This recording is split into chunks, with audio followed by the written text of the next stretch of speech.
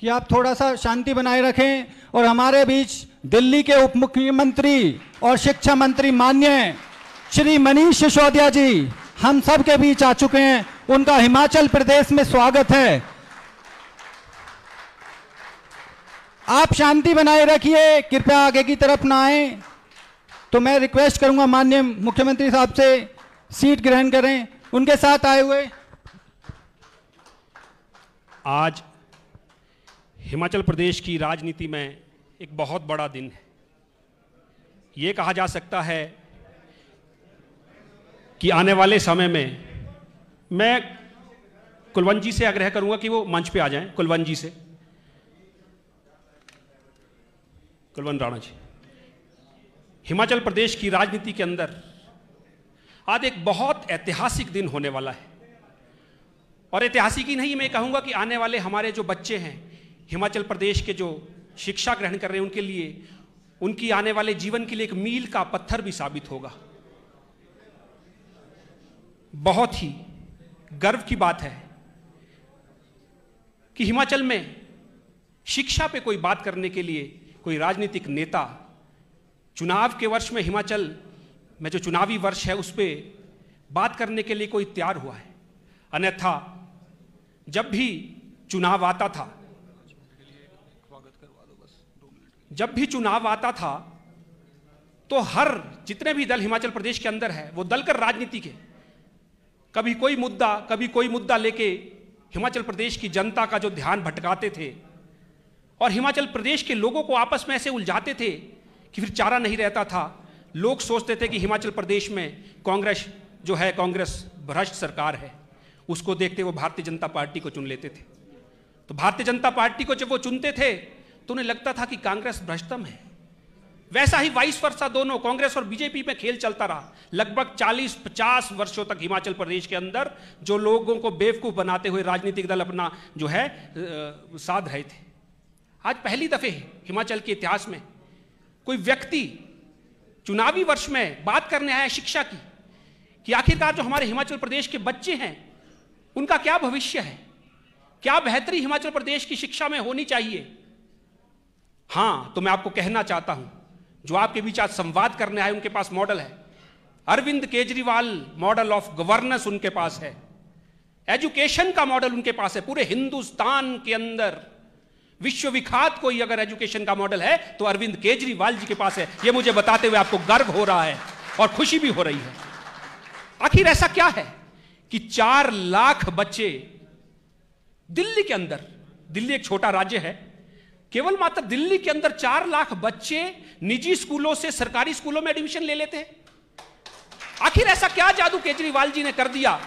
आखिरकार उन्होंने ऐसी क्या चीज घट दी कि सारे निजी स्कूल बंद होने के कगार पे आ गए और निजी स्कूल भी जो चलाने उस पर अंकुश उन्होंने लगा दिया कि कोई मनमानी नहीं करेगा, कोई फीस वृद्धि नहीं करेगा, कोई अभिभावकों को तंग नहीं करेगा और कोई ये नहीं कहेगा कि फलानी चीज फलानी जगह से ली जाए। कमीशन खोरी को बंद कर दिया। पूरे हिंदुस्तान से वर्ल्ड वाइड लोग आ रहे हैं दिल्ली, बहुत बहुत बड़े नेता आते हैं, शिक्षाविद आते हैं। वो देखते हैं कि केजरीवाल जी का मॉडल शिक्षा का क्या है। वो माननीय अतिथि महोदय जो हमारे बीच आज हैं, इनके पास आते हैं कि हमें बताइए, हम भी अपने प्रदेश में चाहते हैं, हम अपने बच्चों का उज्जवल भविष्य चाहते हैं, अब अपने प्रदेश को शिक्षा की क्षेत्र में अग्रणी करना चाहते हैं। तो आज हमारे बीच उसी संवाद से लेकर दिल्ली के माननीय उप मुख्यमंत्री मनीष सिसोदिया जी उपस्थित है। मैं इनका तहे दिल से कर्तव्य ध्वनि के साथ, तालियों के साथ इनका स्वागत कर रहा हूं। आज ये आपके बीच है। आज हमारे बीच जितने भी लोग बैठे हैं, आप शिक्षाविद लोग हैं, बच्चों के अभिभावक आप लोग हैं, आप आए हैं कि कैसे शिक्षा नीति को सुधारा जाए। मैं स्वागत करना चाहूंगा मनीष सिसोदिया जी का कि आज हमारे बीच आप अपना जो समय निकाल के आए हैं, आपका बिजी शेड्यूल से दिल्ली से शिमला आए और शिमला से इन्हें दिल्ली जाना है। केवल मात्र चुनावी वर्ष में इन्हें एक ही ख्याल है कि हिमाचल प्रदेश में जो हमने दस्तक दी है, तीसरा विकल्प, जैसे कि मैंने कहा कि 40-50 वर्षों से खेल चला रहा था, 30 साल कांग्रेस ने लूटा और 17 साल से भारतीय जनता पार्टी लूट रही थी। शिक्षा की कोई बात नहीं करती, कोई मुद्दों की बात नहीं करती थी, केवल मात्र हिमाचल प्रदेश की जनता को उलझाने में लगी रहती थी ताकि किस तरीके से अपना जो राजनीतिक जो है साधा जाए। और वो सत्ता पे काबिज होने के बाद वही 5 साल भ्रष्टाचार के, दूसरी पार्टी वही भ्रष्टाचार के। पहली दफे कोई पार्टी तैयार हुई है और विकल्प हिमाचल प्रदेश के अंदर आया है तो वो आम आदमी पार्टी ने विकल्प दिया है। इसका जो श्रेय जाता है वो अरविंद केजरीवाल जी को जाता है, मनीष सिसोदिया जी को जाता है। मैं इनका स्वागत करता हूं, इनके साथ मंच पे कुलवंत राणा जी हैं, हमारे पूर्व डीजीपी आईडी भंडारी जी हैं। मैं इन सब का स्वागत करता हूं। इससे पहले कि हम कार्यक्रम को आगे बढ़ाएं, बीच में अनुरोध आ रहा है बार बार, कुछ एक लोग जो है आपका स्वागत करना चाहते हैं मान्यवर, तो मैं आग्रह करता हूं कि एक एक करके, समय का बड़ा अभाव है, तो जल्दी से माननीय सिसोदिया जी का स्वागत।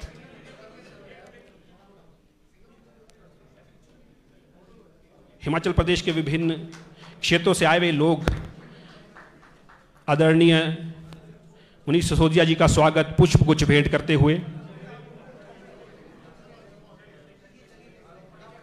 डॉक्टर साहब जल्दी जल्दी आइए।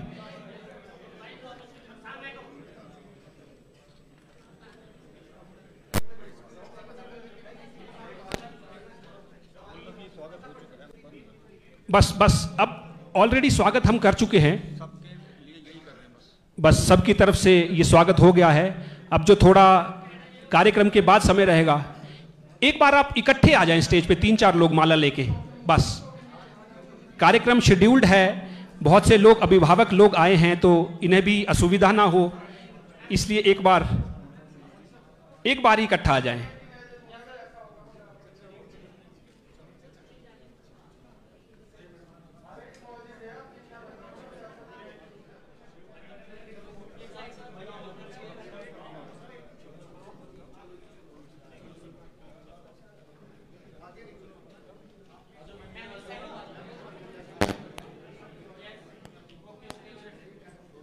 गोपाल जी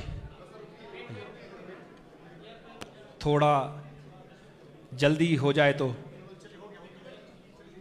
शेड्यूल्ड कार्यक्रम है, हमारे जितने अपने लोग हैं वो बाद में भी मिल सकते हैं।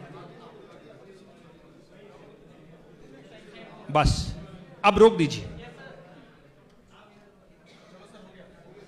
गोपाल जी अब रोक दीजिए, अब स्टेज पे रोक दीजिए। मैं एक बार पुनः स्वागत करता हूं दिल्ली के उप मुख्यमंत्री माननीय मनीष सिसोदिया जी का। आखिरकार दिल्ली के अंदर जो इन्होंने शिक्षा में क्रांति लाई है, दिल्ली के अंदर जो इन्होंने शिक्षा का एक मॉडल खड़ा किया है पूरे देश भर के अंदर, वो सच में सराहनीय है। और निकी जी, उसके लिए जो श्रेय है वो मनीष सिसोदिया जी को जाता है। Arvind Kejriwal model of governance वो है। आखिर ऐसा क्या है कि आज कंपैरिजन हो रहा है स्कूलों में और 5 स्टार होटल के कैंपसेस में। व्यक्ति परेशान होता है दिल्ली के स्कूल में जाकर, वहां की फैसिलिटीज देखकर, ये सारी चीजें देखकर कि किस तरीके की शिक्षा यहां पे दी जा रही है, और वो अपना बच्चों का जो भविष्य है वो सुरक्षित समझते हैं। उन्होंने ये मान लिया है कि केजरीवाल जी की सरकार में हमारे जो बच्चे सुरक्षित है, और हर जगह जितने भी कॉम्पिटिटिव एग्जाम्स हुए हैं 90% जो रिजल्ट है वो सरकारी स्कूल दिल्ली के बच्चों का रहा है।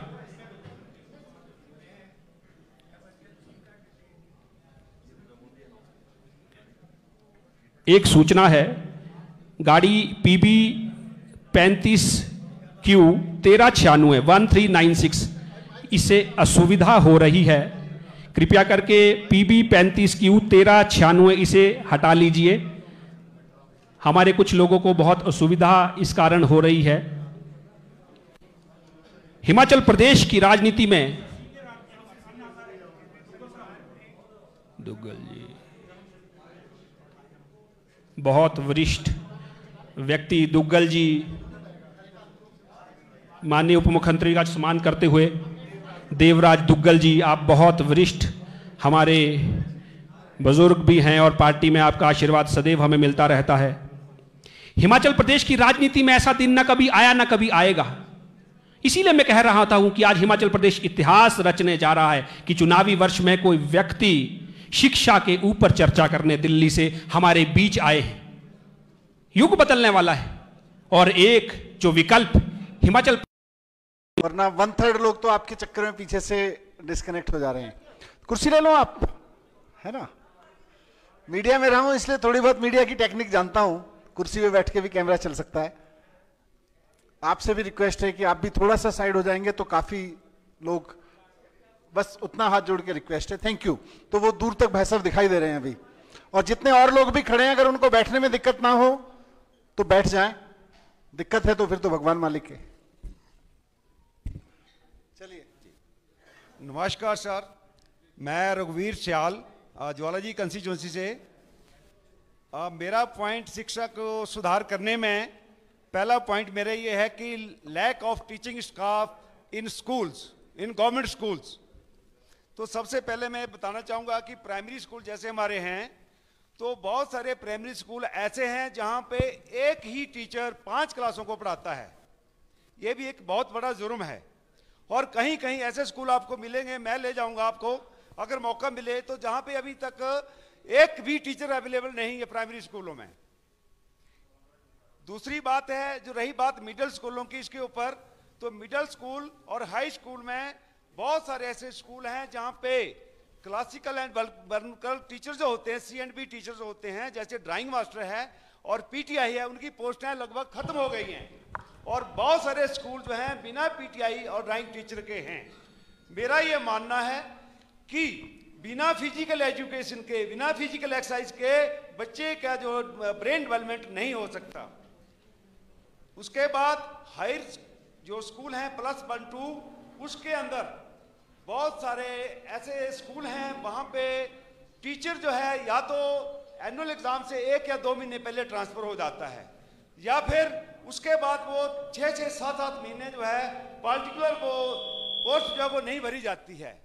इससे क्या होता है कि सरकारी स्कूल में पढ़ाने वाले अभिभावकों का और बच्चों का मन जो है सरकारी स्कूलों से वो उब जाता है और वहाँ वो एडमिशन नहीं लेना चाहते।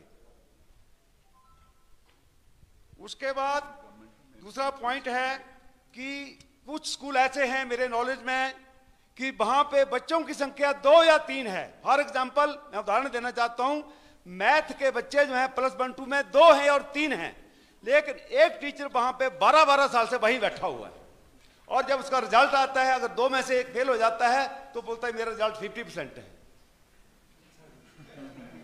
ये मैं अब चाहें तो मैं उस स्कूल में आपको ले जा सकता हूं। ऐसे बहुत सारे स्कूल हैं। तो इस प्रकार ये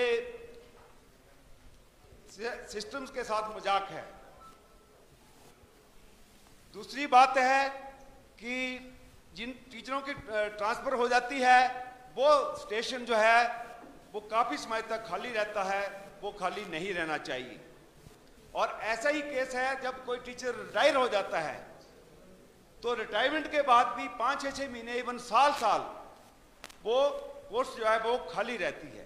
तो मैं चाहता हूं जनाब से कि हमारे अपने दिल्ली के मुख्यमंत्री जी, हम हिमाचल में कोई ऐसा प्रपोजल जो है पब्लिक के सामने रखें। सियाल साहब, आपका प्रश्न आ गया है, अब वो इस पे आपको प्रत्युत्तर जो है मुख्यमंत्री जी का मिल जाएगा, उप मुख्यमंत्री जी का।